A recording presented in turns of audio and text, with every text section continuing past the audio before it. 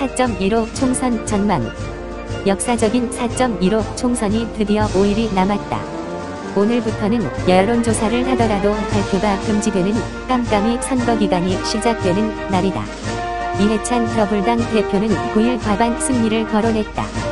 이해찬이는 이날 당원에게 보낸 문자 메시지를 통해 최선을 다하면 지역구에서 130석을 넘기고 비례에서 더불어시민당만 17석을 넘기면 과반을 차지할 수 있다고 말했다. 김종인 미래통합당 총괄선대위원장은 9일 국회에서 긴급 기자회견을 열고 차명진, 김대호 후보의 막말 논란에 대해 참으로 숭고한 마음이라고 사과했다. 문재인 정권이 들어서고 나서 모든 분야에서 깽판침으로써 국력이 쇠락하는 가운데 코로나 사태까지 발생해 국민들은 분노가 폭발 직전에 있는데도 뭐 잘했다고 반성은커녕 번번스럽게 집권당 대표라는 사람이 16년 만에 과반을 넘길 수 있다고 엄포를 놓는지 모르겠다.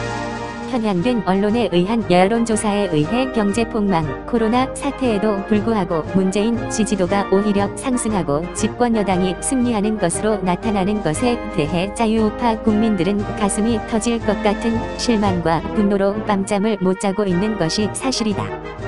그러나 3년간 이렇게 깽판친 정권을 심판하지 않고 속아서 집권당에 힘을 실어준다는 것은 대한민국의 국민 수준을 모독하는 것이라고 보고 이번 총선은 자유우파가 승리할 것이라는 믿음으로 객관적으로 전망해본다. 먼저 지역구 253개를 영남권, 충청권, 강원 제주권, 호남권, 수도권으로 5개 권역으로 분류해 전망해본다.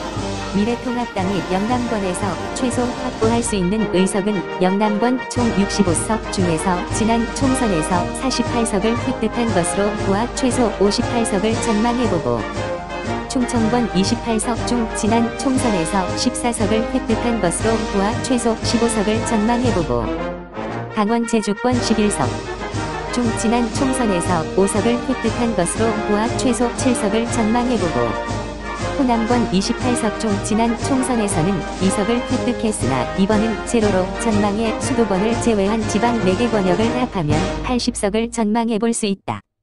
수도권 121석 중 지난 총선에서는 35석밖에 얻지 못한 최악의 상태에서 이번에도 최악으로 전망해보면 3분의 1은 가능하다고 보고 40석을 전망해보면 지역구에서 토탈 120석을 전망해볼 수 있다. 여기에 비례 20석을 합하면 총 140석이 전망된다. 다음으로 수도권에서 선방의 과반 60석을 확보한다면 토탈 160석 과반을 확보할 수 있다는 계산이 나온다.